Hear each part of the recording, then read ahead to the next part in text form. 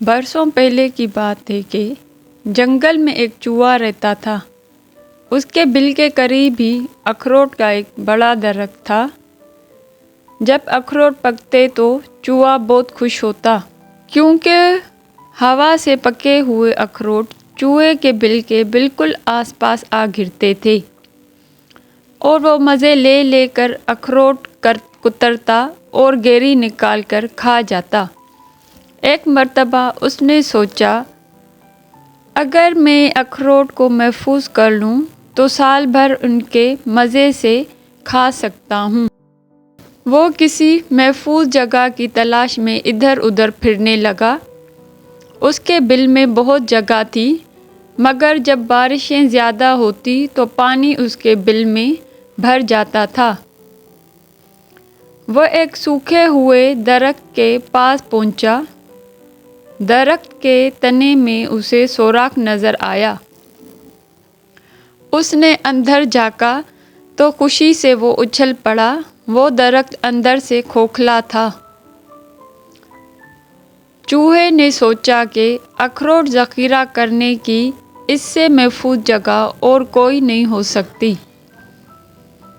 اب وہ اخروٹ لا کر اس کنویں میں رکھتا جاتا۔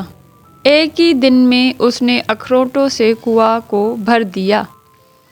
وہ اپنے اس ذخیرے سے بے حد خوش تھا۔ وہ ہر روز وہاں جاتا اور ایک آدھ اخروٹ کتر گیری کھاتا۔ چوہا اپنے اس خزانے سے مطمئن تھا۔ اسے سردیوں کی کوئی فکر نہ تھی۔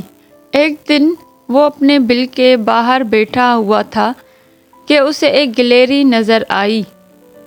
چوہے نے گلہری کو بلایا اور اسے بتایا کہ میں نے درخت کے کنویں میں اخروٹوں کا ایک ذخیرہ چھپایا ہوا ہے۔ یہ راز کی بات ہے اور میں صرف تم کو بتا رہا ہوں۔ گلہری اس کی بات سن کر حیران ہوئی۔ تھوڑی دیر بعد پھدکتی ہوئی ایک درخت پر چڑھ گئی۔ درخت کے چوٹی پر ایک بلبل بیٹھی گیت گا رہی تھی۔ گلہری کو چوہے کی وہ بات یاد آئی۔ اس نے بلبل کو بلا کر کہا، تم میرے پاس آؤ، میں تمہیں ایک راز کی بات بتاتی ہوں۔ بلبل گلہری کے بالکل قریب آ کر شاخ پر بیٹھ گئی۔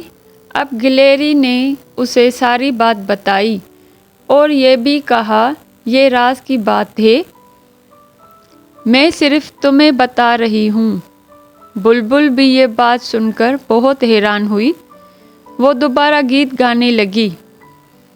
پھر وہ اڑتی ہوئی ایک کھیت کے اوپر سے گزری۔ کھیت میں ایک خرگوش گھاس کھانے میں مصروف تھا۔ بلبل خرگوش کے قریب جا کر بیٹھی اور اسے مخاطب کرتے ہوئے کہا، میرے پاس ایک راز کی بات ہے، اگر تم سننا چاہو تو ذرا غور سے سنو۔ خرگوش اچھل کر بلبل کے پاس پہنچ گیا۔ بلبل نے بڑے رازداری سے خرگوش کو بتایا، کسی نے کنویں والے درخت کے تنے میں اخروٹ ذخیرہ کیے ہوئے ہیں۔ یہ راز کی بات ہے اور میں صرف تمہیں بتا رہی ہوں۔ خرگوش نے حیرانی سے اپنے بڑے بڑے کانوں کو دائیں بائیں گھمایا اور گھاس کھانے لگا۔ جب اس کا پیٹ بھر گیا تو وہ اچھلتا کودتا اپنے گھر کی طرف روانہ ہوا۔ راستے میں اسے ایک خارپشت یہی ملا۔ خرگوش نے خارپشت سے کہا، میرے پاس ایک راز کی بات ہے، اگر تم کسی کو نہ بتاؤ تو میں تمہیں بتانے کو تیار ہوں۔ خارپشت نے کہا، ٹھیک ہے، میں تمہاری بات مانتا ہوں، اب تم مجھے وہ راز کی بات بتاؤ۔ خرگوش نے کہا، وہ بڑے درخت کے قریب جو سوکھا ہوا درخت ہے، اس کے کنواں میں کسی نے اخروٹ ذخیرہ کیے ہوئے ہیں۔ خارپشت نے یہ سن کر حیرت سے اپنی چھوٹی سی تھوتھونی کو ہلایا اور اپنے نوکیلے کانوں والے لباس کے اندر خود کو چھپا لیا۔ خرگوش لمبی لمبی چھلانگیں لگاتا ہوا اپنے گھر پہنچ